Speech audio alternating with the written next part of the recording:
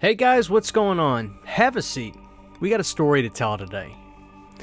Are you a fan of any rip-off movies? Because God knows, every now and again, I love a good rip-off movie. Well, today we're going to tell you the story about how I found Jason Voorhees' biggest nemesis. Well, that may not be the right word, but the name is Trevor Morehouse. Now just say that out loud to yourself real quick. Doesn't sound that menacing, does it? Well, Trevor Morehouse, you know, it's such a silly-ass name, I can't even say it without laughing. Like, Trevor Morehouse just sounds like the guy whose mail you get mixed up with, like, oh, honey, we got the Morehouse's mail again. You know, like Trevor Morehouse, like, what the hell? Okay, so let's get into it. Today we're talking about the Bloody Murder films. Now, these artworks are really cool, but it was a long journey for me to get to getting these DVDs. And we'll look at these DVDs and things like that in a second, but we gotta tell the story, or we have to tell the story about these releases. So the year is 2010 or 11. Now, I am collecting DVD horror abundantly. I'm getting some Blu-rays too at the time. As a matter of fact, one of the first horror Blu-rays I remember getting was actually the Reanimator, I think it was the Anchor Bay Blu-ray. The Image or Anchor Bay Blu-ray, one of the two companies. But at the time, I would go to Walmart to look for movies, and I'll never forget, I saw these in those big $5 bins, a bunch of these, and it would say horror collection. I'd be like, what? And I remember grabbing one, and I saw these movies in there. My Best Friend is a Vampire, Repossessed, Slaughter High, Silent Night, Deadly Night 3, and mind you guys, these horror packs gave me an education. I saw all these classic films on these releases. I'll never forget seeing Slaughter High for the first time. I was like, man, this sucks. But the reality was I couldn't even see the movie. The cut of this was a crappy VHS that had been worn out. Seeing Silent Night, Deadly Night 3 for the first time was great. Repossessed is hysterical. I think that's coming out from Vestron this year. I could be off on that. And My Best Friend is a Vampire is a great movie that Vestron Video just put out. So that was really fun. Then I found this one. Now look at this collection, guys. Waxwork, 976 Evil 2, Ghoulies 3, The Unholy, Chud 2, Chopping Mall, Slaughter High again. And it even says on there, The Lost Collection, the best movie you totally forgot about. And Class of 1999, which I love Class of 1999. And this artwork is just terrible on there. I would get these home, I would pop these on, and there would be like 4 or 5 movies on a disc. And mind you, they look like crap. But I didn't care. Like, I was so naive, and there was an innocence to me watching these movies. Picture quality wasn't a thing I hyper-focused on, you know? It was nice. I found this one next. This one was cool because this gave me a lot of education. Beyond Reanimator, Bride of Reanimator, Return of the Living Dead 3, Return of the Living Dead Acropolis, Rape to the Grave, and Night of the Living Dead 3D with the 2D version. I remember seeing Return of the Living Dead 3 for the first time on this release, and I fell in love with the movie. I was like, this is like so cool. It's a Romeo and Juliet type film. I fell in love with it. Like I said, those releases gave me an education.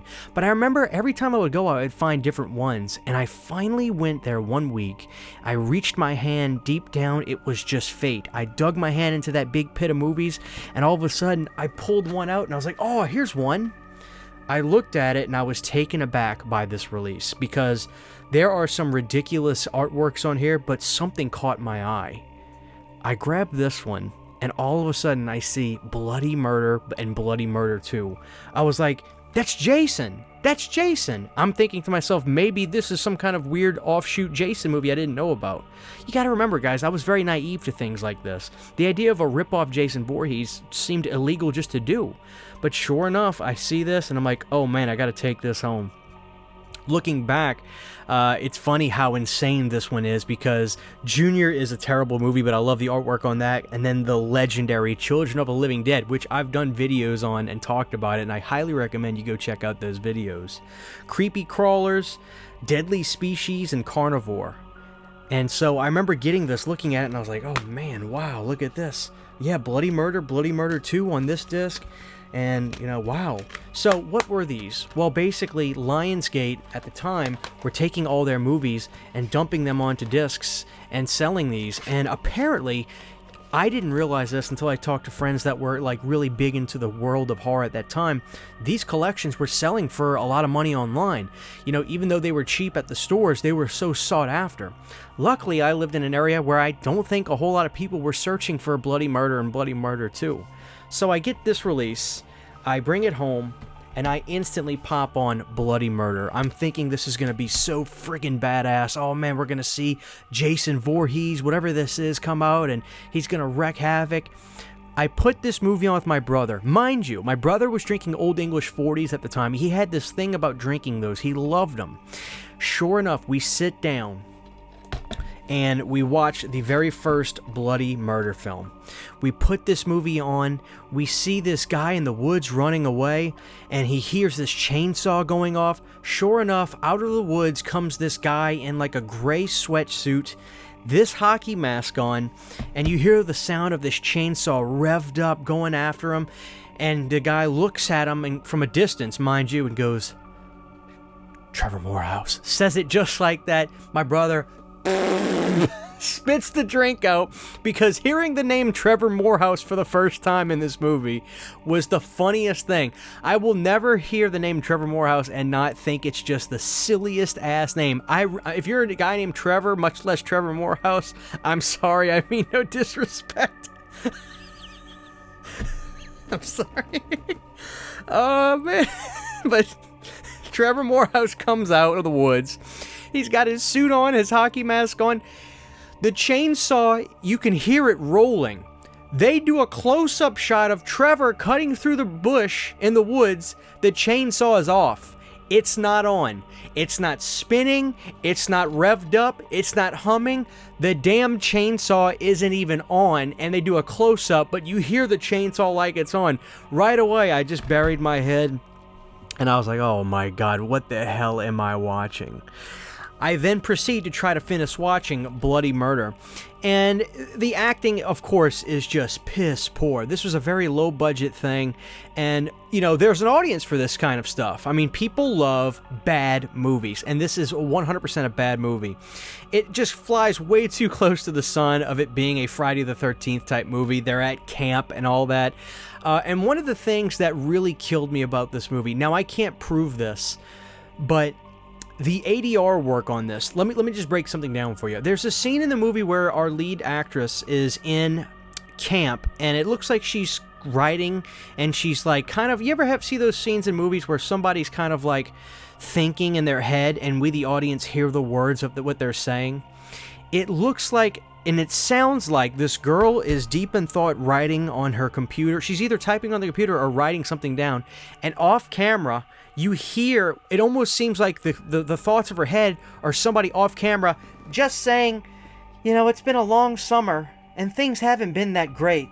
Problems with my brother have been mounting. Like, it sounds like the voice is coming off screen, and it's not like an ADR thing. I can't explain it until you see it. It's just ridiculous. And by the end of the movie, you realize, well, I don't want to spoil it, because look, the fact of the matter is some of you may want to see Bloody Murder, and I will not dare spoil Bloody Murder. The opening scene is the best part. It's worth it just to see the opening scene. This movie is ridiculous, but it does scratch a certain itch of seeing something so bad it's good, and I don't think there's any denying that. So this right here was a DVD I actually just got. Now, people have talked about these movies over the last couple of years. Will the Bloody Murder films get any sort of special edition release? Will we get anything like that? It's hard to say, because Artisan is a company that got absorbed by Lionsgate, so it's technically under the Lionsgate umbrella. Now, you're probably saying to yourself, well, Christian, do you think we could get a Vestron Video Classics release of Bloody Murder? I swear, if they did that, I would promote the hell out of it. I would promote it for free. I don't know. It's hard to say. I mean, I don't think that Lionsgate, or maybe even Michael Felsher, would see the value of Bloody Murder movies. I just don't know. So I want to talk about this right now, because a lot of you guys have been enjoying the horror DVD stuff I've been doing on the channel, and you've been trying to look out for some of these titles. The number one way I would say to find this is definitely to go to a store and try to just find the DVD of Bloody Murder. On this DVD, The artwork and everything is great. You've got Trevor Morehouse on the disc, and it comes with a card. And what's cool about this card is there's actually a nice write-up from the director on here. So let me read this to you. Setting out to tell a story on film is always an exciting and unnerving time filled with anticipation and anxiety. Doing it in practical locations away from your home base adds an element of uncertainty. Trying to find a summer camp that was not fully booked and would allow us to not only film there but to house the cast and crew added to the challenge. After driving hundreds of miles in the mountains around Los Angeles, we finally found the solution to the problem, but it would be difficult. It would require us to film in 3 different summer camps and make it look like the same one. That was only the beginning, but the hard work and enthusiasm of a great cast and crew would make it possible for us to tell the story of Trevor Morehouse and the audience to hopefully entertain and scare the audience. I hope that you enjoy the camp. Ralph Portillo, director, June 5th, 2000. So, listen, I mean, this was definitely made by a guy who wanted to make a slasher film. But it plays out more like, I wanted to say giallo, but it plays out like a whodunit, okay? So this is Bloody Murder. But mind you, the cat was out of the bag for me on this, but I did some research. Bloody Murder got horrible scores when it came out. I mean, 1s and 0.5 scores. I don't think anybody really gave it a praising review. So that's one thing. But there was one review where they... Let me just stop for a second. So a few years go by, right? A few years go by, and nobody in their right mind ever thought this would happen. Bloody Murder 2. They made a sequel. But you see, the cat was out of the bag for me because I had already seen this horror pack, which had Bloody Murder 2.